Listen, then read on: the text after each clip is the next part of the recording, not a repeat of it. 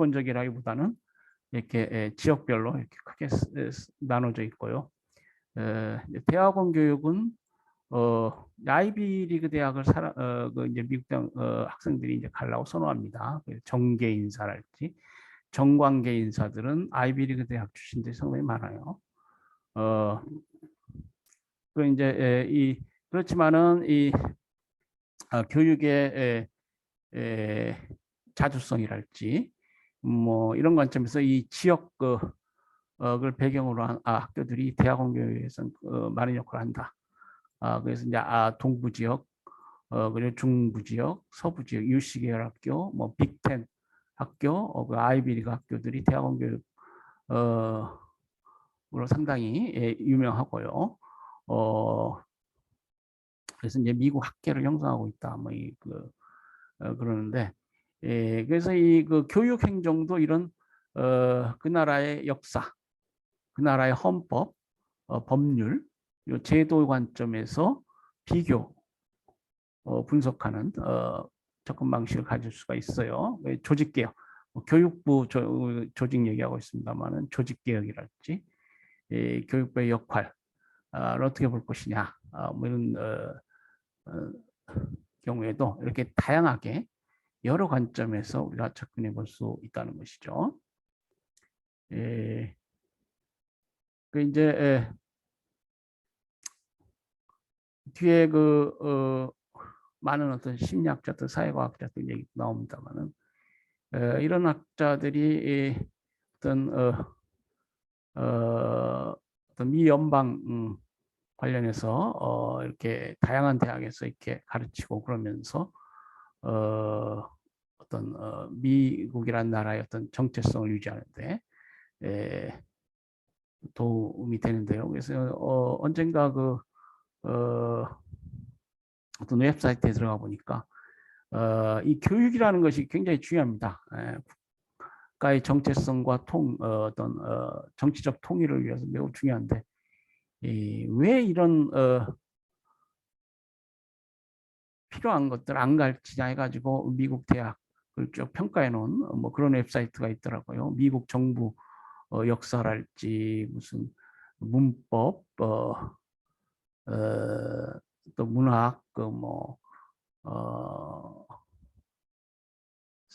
사회 철학, 뭐 이런 쭉 7가지인가 8가지가 주요 어떤 시민 로서의 자질을 갖추기 위한 중요한 교육들을 빠뜨리는 대학이 있다 해가지고 뭐 이렇게 대학 평가를 해놓은 게 있더만요. 그러니까 이 교육이라는 거, 이제 미국이라는 연방 국가니까 특히 이렇게 학계도 이렇게 지역별로 좀 삼분이 돼가지고 어떤 미국의 전체성과 통일성을 위해서 노력한다는 것이죠.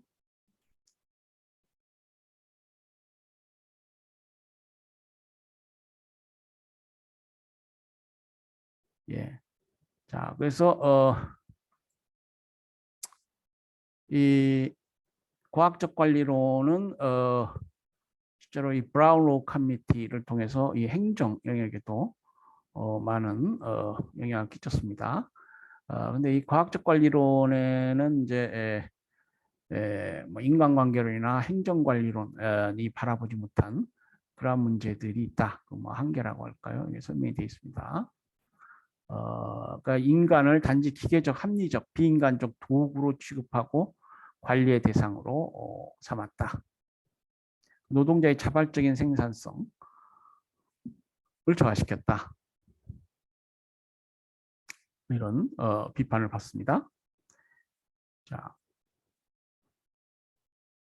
행정관리론, 예, 말씀드렸죠. 이 행정관리론은 조직계층의 중상층에 적용할 수 있는 조직 원리들을 다루고 있다. 조직관리자가 따라야 할 기본 방침과도 같은 것인데 1920년대부터 30년대까지 발전한 조직이론이다. 이러한 범주에 속한 학자들로는 페이올, 무니, 뉴먼, 귤릭, 어윅, 디목, 피프너 등이 있다.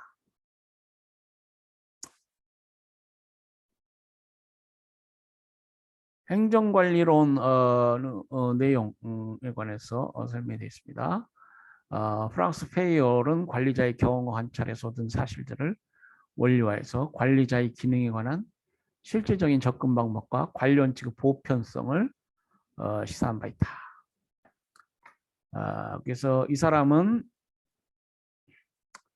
그러니까 사기업, 공기업, 종교단체, 행정조직 막론하고 공통적으로 조직에 요구되는 관리 기능 요소가 있는데 그것이 기획, 플래닝, 오가나이징, 조직화, 지휘, 커맨드, 그리고 조정, 코오디네이트, 통제, 컨트롤 이렇게 5가지 기능을 들었습니다. 그리고 이제 귤릭과 어익은 이제 그 영향을 받아서 이렇게 포스트 코브라는 7가지 이 최고 경영자 역할을 얘기했어요. 플래닝, 오가나이징, 스태핑, 디렉팅, 코오디네이팅, 리포팅, 버지팅.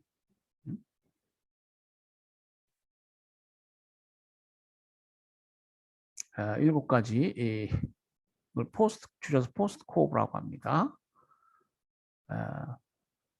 그리고 이 부처 조직의 기준으로서 목적 및 기능, 과정 또는 절차, 그리고 수익자 또는 취급물, 장소 또는 지역의 4가지를 제시하고 있습니다.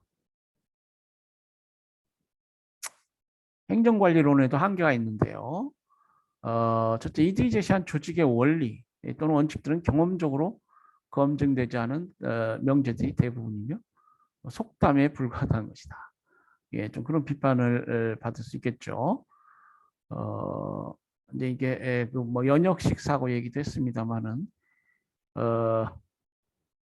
그러니까 바텀업 귀납법적 관점에서는 이것이 이제 연역식은 어떻게 보면 좀 만화 비슷하기도 하고 먼저 탑 뭐가 있다 이 말이에요. 그리고 밑에서 현실이 뭐가 있고 귀납식이라는 건 뭐예요?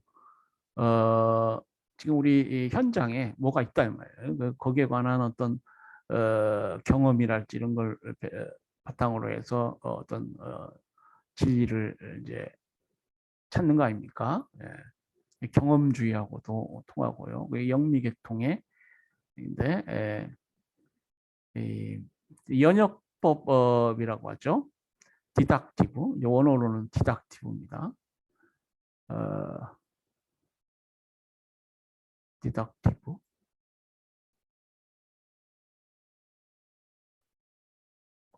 그래서 그 이슬람 테러가 이슬람 근본주의자들이 테러를 하면은 그 프랑스 만화방인가요?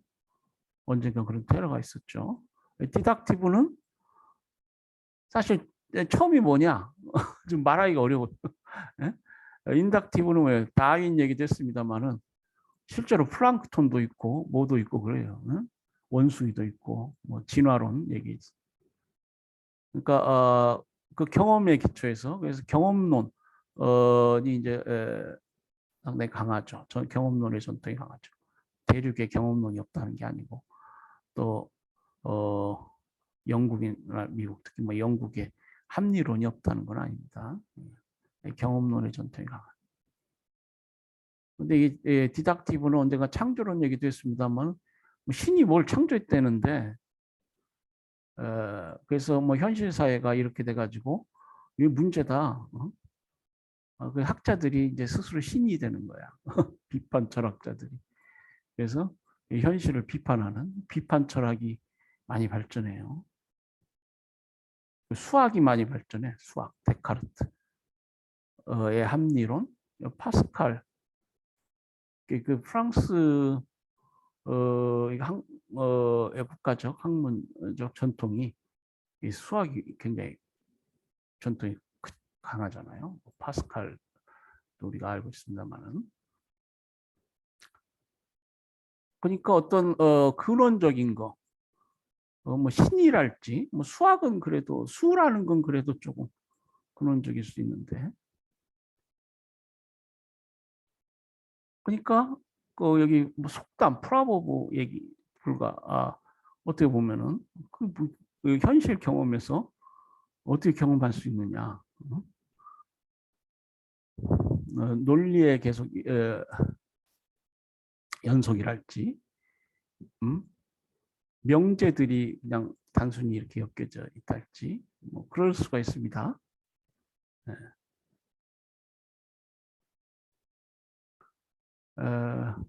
그렇지만은 이제 어떤 일종의 뭐 연구자들의 기본 어떤 뭐 접근 방식 특질이라고 할 수 있으니까 그렇죠. 그리고 이제 이들이 주장하는 원칙들이 때때로 상호 모순된다는 것입니다. 그러니까 예를 들면 계층제 원리와 통솔 범위를 생각해 볼 때 상하 계층의 수를 줄여야 한다. 그래야 의사 전달이 잘 된다. 통솔 범위가 넓지 않아야 부하를 효과적으로 감독할 수 있다. 이게 상호 모순될 수 있다는 것입니다. 그리고 행정관리론에서는 관리라는 것은 정태적이고 비인간적인 것이다.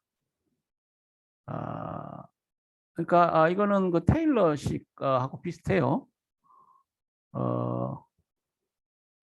뒤에 그 마이오의 호우돈 실험이랄지 인간관계론, 인간은 사회적 존재다. 정서적 존재이고 그렇기 때문에 그 조명을 바뀌는 것만으로도 생산성이 달라질 수 있고 뭐 이런 얘기들 하죠.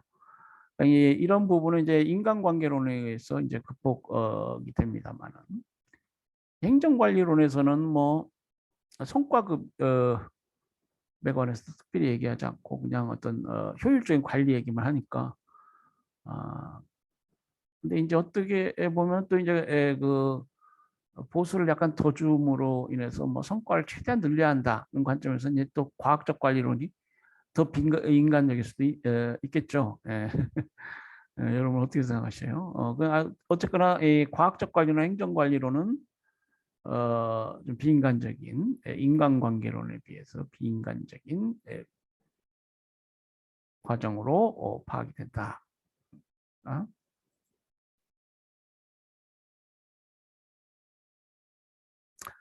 그래서 이제 기본적으로 이 과학적 관리론과 행정 관리론을 고전적 이론이라고 했을 때 이것을 정리해 보면은 고전 이론은 결국 능률이라는 단일 가치 기준에 기초를 두고 있다. 그러니까 조직의 생산 활동에 관련된 공식적인 구조와 과정적 변수에 주를 집중했고, 그래서 테일러나 페이올은 공식적 업무 배분을 나타내는 조직 도표로 조직은 상징된다. 이렇게 봤어요. 그래서 여러분 뭐 공무소 이런 데 가보면은 뭐 조직 도표가 있죠. 뭐 행정청. 기업에도 있나요? 네. 이게 이제 다 과학적 관리론, 특히 행정 관리론 관점에서 이해할 수 있습니다. 고전 이론에서는 조직을 폐쇄 체제로 보았고 이에 따라 환경적 요소의 존재를 간과했고 조직 현상을 연구할 때 조직 내의 불확실성 또는 비합리적 요인을 고려 대상에서 제외했다. 그렇죠?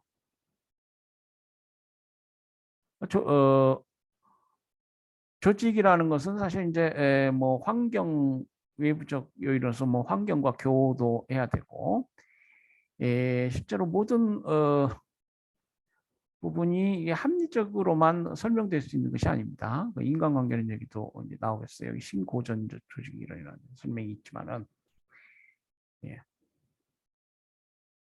그런 특성과 한계를 갖는다 이렇게 볼 수 있겠습니다.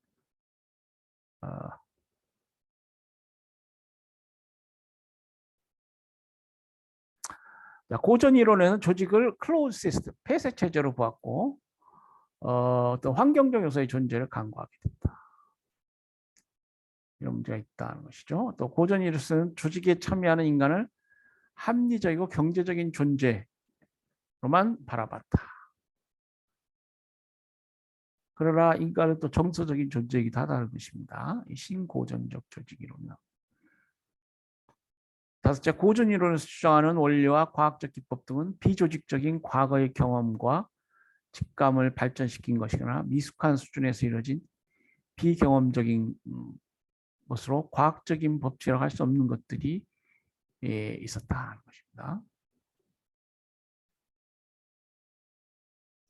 그러니까 비교적 그 이전에 비해서 과학적 관리, 또 중상의 어떤 계층제 관련한 어떤 주장들, 이런 것들이 이 과학적 성격을 띠고 있습니다만은 그 초창기 이론으로서 역시 미숙한 부분이 있다는 것이죠.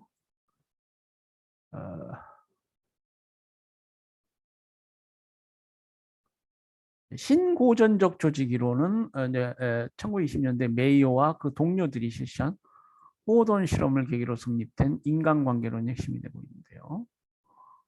과학적 관리론이 인간의 개성이나 잠재력의 평가 무시하고 기계 및 직무 체계에 적응하는 합리적 인간을 전제하고 있어 비인간적 합리성, 기계적 도감 및 비개성화 등의 현상을 초래했던 것인데, 이러한 견해에 대한 비판적 입장에서 인간관계론이 성립 발전하게 된다는 것입니다.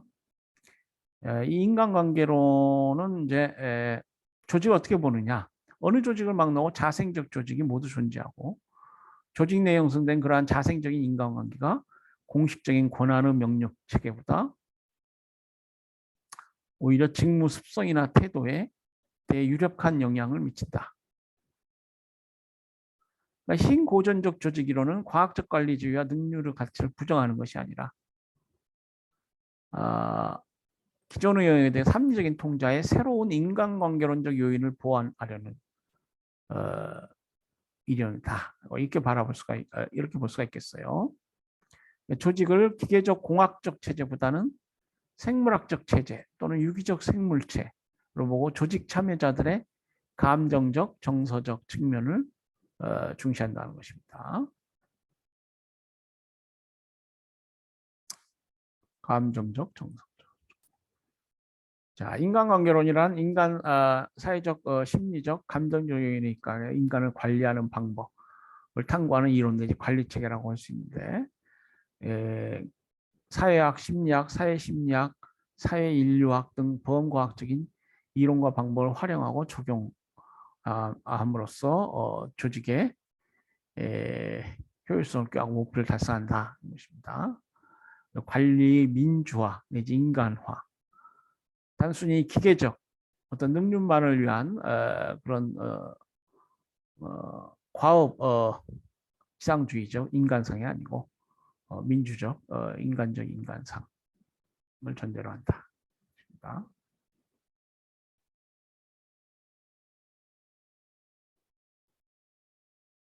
인간관계론이 성립되게 된 배경에 관한 설명이 되어 있습니다.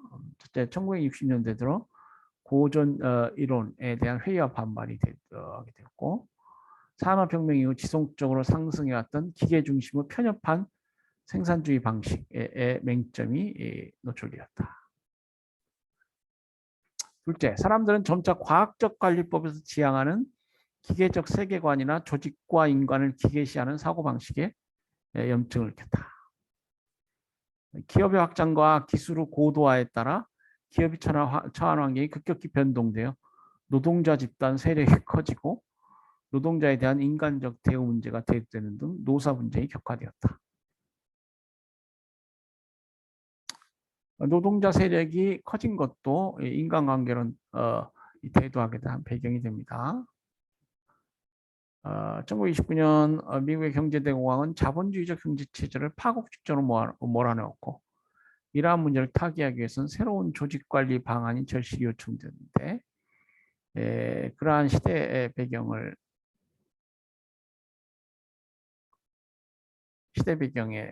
바탕에서 인간관계론이 탄생하게 됐다.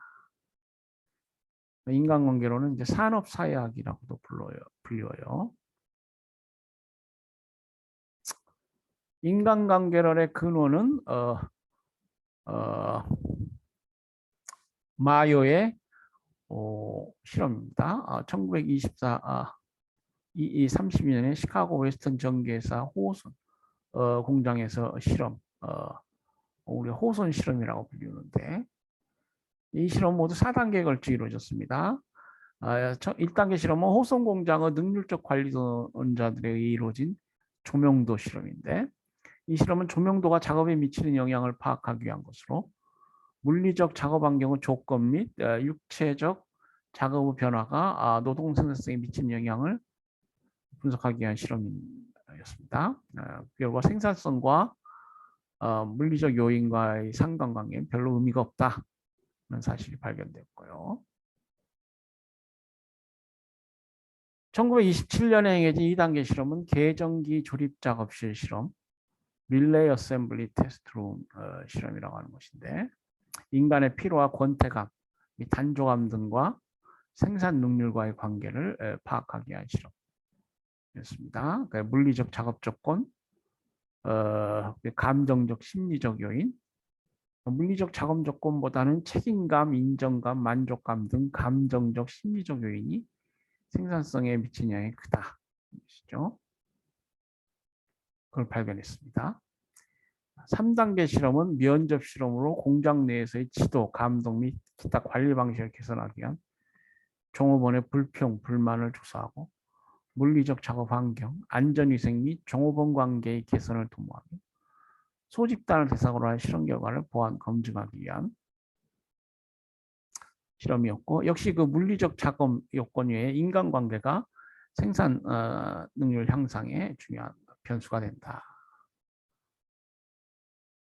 4단계 실험 배전기 권선 작업 관찰실 실험으로 자생적 집단과 그 집단 내에서의 인간관계론을 파악하기 위한 실험이겠습니다. 그러니까 조직 내에는 집단적 신념이나 감정을 기초로 하는 자연 발생적인 사회 집단이 존재하고 그런 사실을 구체적으로 입수했습니다. 거기에는 그들이 규정한 사회적 규범이 지배하고 있고 전체 생산량은 집단의 규범에 의해 제한받으며 개인은 그러한 집단의 구성원이 됨으로써 개인적 만족과 행복을 찾는다. 그런 사실을 발견했습니다. 그러니까 공식적인 어떤 조직 외에도 포멀한 그러한 그룹 외에도 그 조직 내에 자연 발생적인 인포멀한 그룹이 있다 이 말이 사회 집단이 있다. 그것이 어떤 노동자들의 개인적 만족과 행복감의 근원이 된다는 것입니다.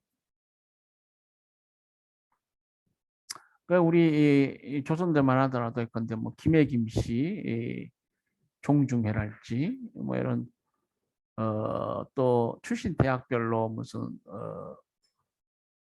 동문회를 하고 이런 것들은 이제 조선대학이라는 공식적인 조직 내에 어떤 자생적 집단이라고 할 수 있고요. 뭐 그러한 집단들이 개인적 만족과 행복의 중요한 변수가 될 수 있다는 것입니다. 이 호손 실험의 결과라고 할까요? 인간관계로는 이제 여러 가지 어떤 과학적 관리법이 발견되지 못한 것들을 발견했습니다. 그걸 요약해 보면 관리 조직은 기술적 경제적 체제일 뿐만 아니라 사회적 체제다. 개인은 경제적 요인에 의해서뿐만 아니라 비경제적인 요소, 즉 다양한 사회적 내지는 심리적 요인에 의해 동기를 부여받는다. 모든 조직에는 비공식적 인간관계가 존재하며 자생적 집단은 개인이죠. 개인의 태도와 생산성을 결정하는 결정적인 역할을 수행한다.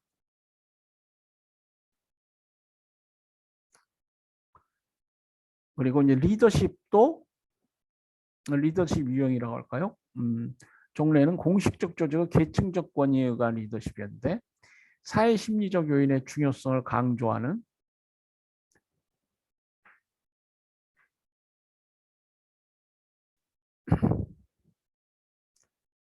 측면에서 이 리더십 유형이 제고돼야 한다. 참여적 민주적 리더십 유형이랄지 뭐 이런 것들을 생각해 볼 필요가 있다. 뭐 등등 여기 보면은 생산성은 노동의 만족도와 함수 관계에 있고 만족감의 증진은 생산성과 효과성을 제고한다. 단순히 경제적 성과급만으로는 조직 구성원의 만족감이 증진되지 않는다. 인간적 정서적 측면이 중요하다. 자, 여섯째, 계층제 내의 상하 간 또는 횡적 조직 구성원 간의 의사 전달 효율화를 기할 필요가 있다. 여기서 중요한 건 횡적 조직 구성원입니다. 횡적.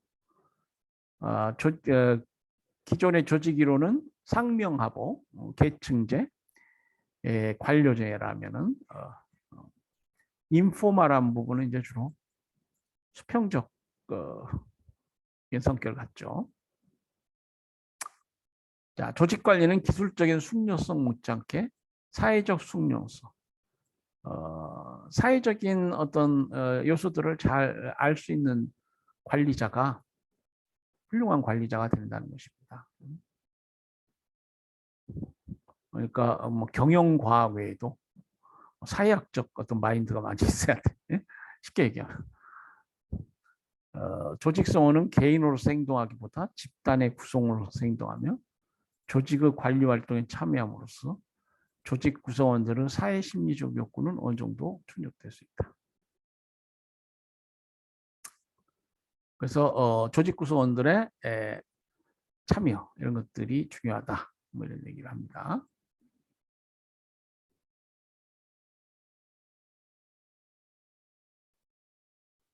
자, 그래서 인간관계론 는 이제 행정에도 이렇게 적용되죠. 인사상담제도랄지 고충처리제도, 뭐 제한제도. 우리 지금 행정 뭐 여러 부처들이 이런 제도들을 많이 이용하고 있죠.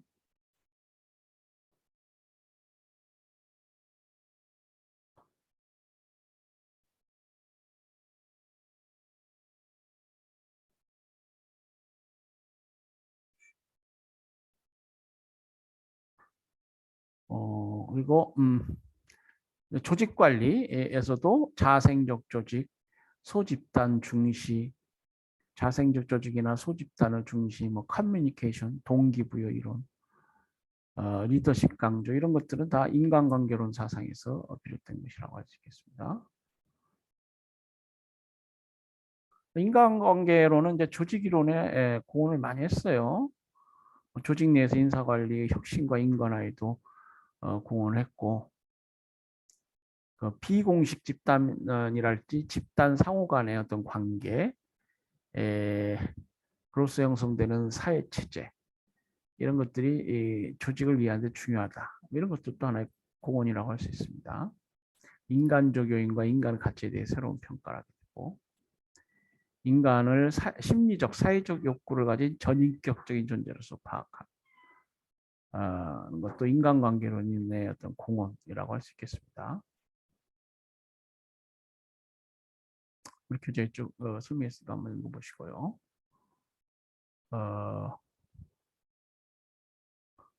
인간관계론의 뭐 한계라고 할까요? 이런 것도 우리가 생각해 볼 수 있죠.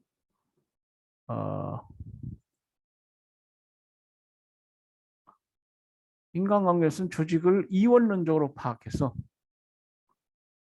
인간의 합리적 측면과 비합리적 측면, 공식적 조직과 비공식적 조직, 이것을 상호 대립하는 별개의 존재로 파악하고 있으라 이런 것들을 통일적, 조화적으로 파악할 필요가 있다. 인간관계론에 취하는 뭐 독단적 조직 관리 이런 것은 좀 문제일 수 있겠습니다.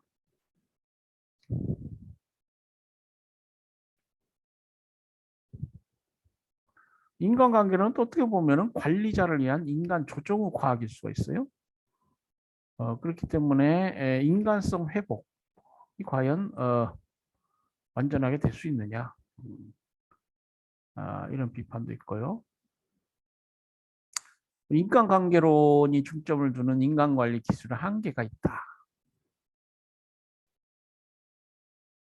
아무리 훌륭한 기술적 장치를 두어서 인간관리를 한다 해도 인간이라는 게 복잡한 존재고 그렇기 때문에 거기에는 한계가 있을 수밖에 없다. 예. 인간 행동에 대한 동기부여가 직무를 중심으로 한 것이 아니라 전적으로 인간과 인간과의 관계 및 자생적 집단을 중심으로 하고 있어서 직무 자체를 중심으로 한 동기부여. 예, 우리 뒤에도 뭐 동기부여 이런 나오겠습니다만, 뭐 직무 순환이랄지, 예, 직무 자체를 중심으로 한 동기부여 문제는 얘기하지 못했다. 예.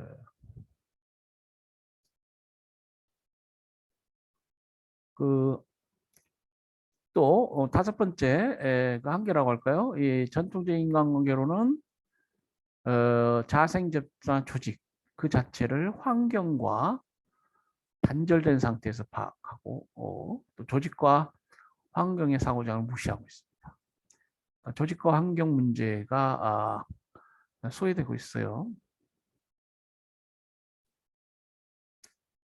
그런 비판을 받고 있습니다. 인간관계로는 뭐 인간이 사회적 욕구를 지는 사회적 존재다라는 것을 밝힌 점이 의미가 있지만은 또 인간은 테일러 과학법, 과학적 관리법에 나옵니다만은 경제적 존재이기도 합니다. 경제적 측면을 도외시했다는 비판이 있고요. 자, 신고전 이론의 특성과 비판 해가지고 정리가 되어 있습니다. 신고전의 일반적 특성이라고 할까요? 이거는 명시된 공식적 목적을 능률적으로 수행하는 도구이고, 예, 그것이 이제 조직이다 이렇게 보고 계시죠.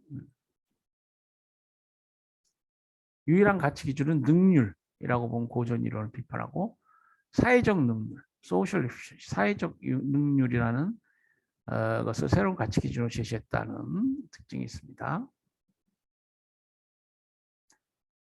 그리고 이 신고전 이론에서는 그 인간의 사회적, 정서적 또는 심리적 측면을 중요시하고 인간 집단의 비공식적 관계를 중점적으로 연구했다.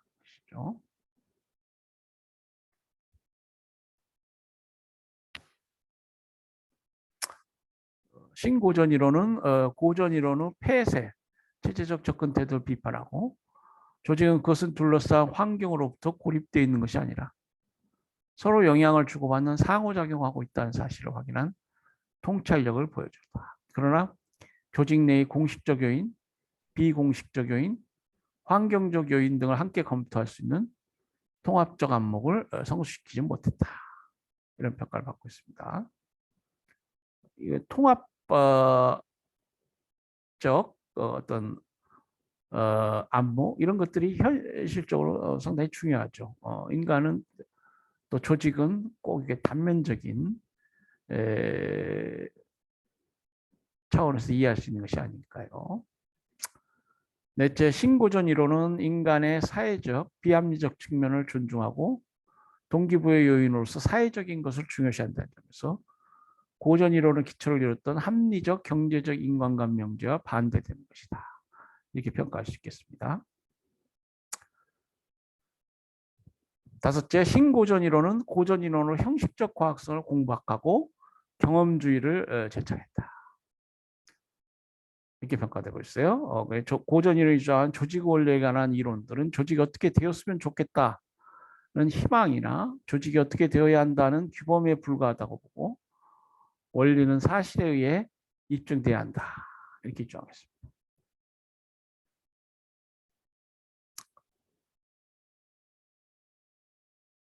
자, 고전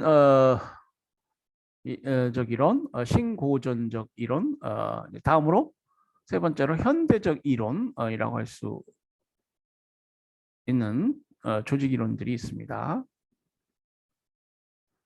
현대적 조직 이론은 이제 1950년대를 시발점으로 한다 이렇게 볼 수 있는데요. 조직의 공식적 요인과 비공식적 요인의 존재를 인정하고 물질적 요인과 사회적 요인 그리고 조직과 환경과의 관계들을 중시하는 통합적 조직관이 대두되게 됩니다. 이렇게 전개된 이론을 시대적 구분상 내지 이론 계보상 그리고 현대적 조직 이론에 속한다 이렇게 보고요.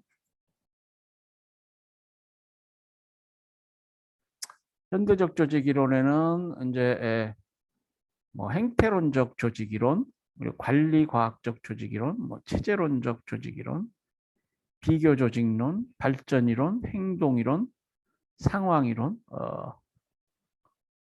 이런 이론들이 있습니다.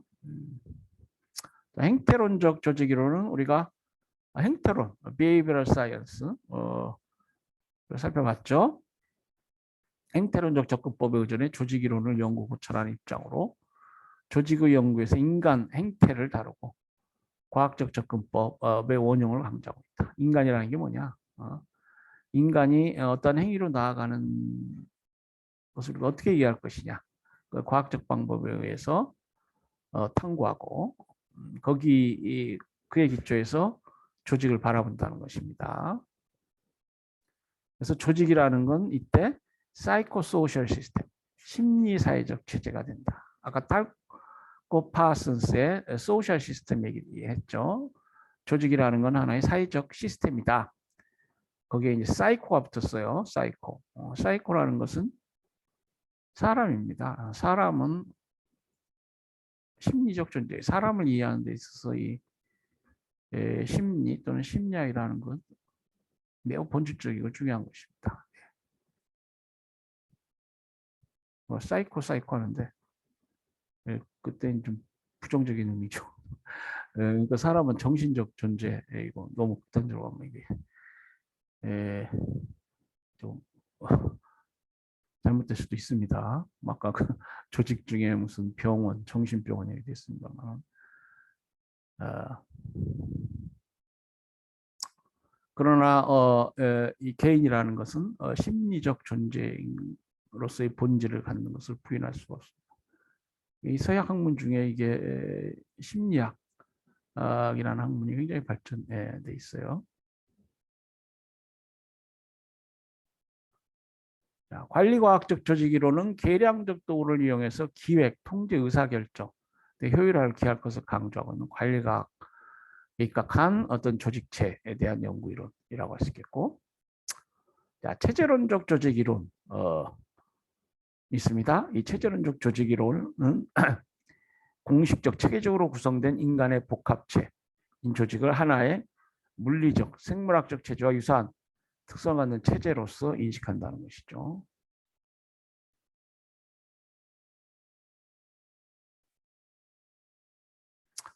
자, 비교 조직론은 1950년대, 1960년대 거치면서 확고한 기반을 구축했는데 조직들을 비교해서 유사성과 상이성을 발견하고 설명하는 과정을 통해 조직 이론의 보편성을 높이려고 하고 있습니다. 조직의 비교 연구는 동종 조직의 비교, 이종 조직의 비교뿐만 아니라 문화권을 달리하는 조직의 비교 또는 조직의 국제적 비교, 먼저인가 제가 OECD 얘기도 하고 뭐 WTO 얘기도 하고요.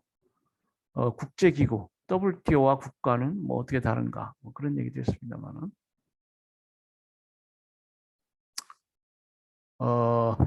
비교 조직론은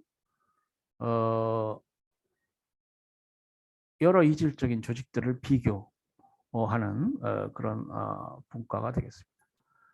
발전 이론은 1960년 사회과학을 풍미한 발전 개념에 자극받아 의식적인 개혁이 추진되는 조직 개혁을 연구하는 분야인데요. 1970년대가 좀 더 확장됐다. 발전 행정 우리가 행정 이론의 발전 관련해서 발전 행정론 살펴봤죠. 조직 분야에 적용되면 이 발전 이론이 된다는 것입니다. 비교 조직론 같은 경우는 아까 제가 교육부, 미국의 교육부, 교육행정, 우리 한국의 교육부, 교육행정에 관해서 얘기했습니다만은 제도적, 규범적, 뭐 역사적 접근 방법 이런 거하고 관련이 있고요.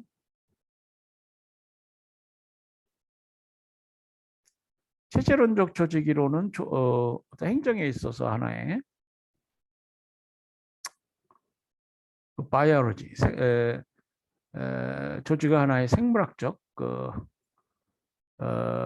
오르간으로 본다는 것이죠.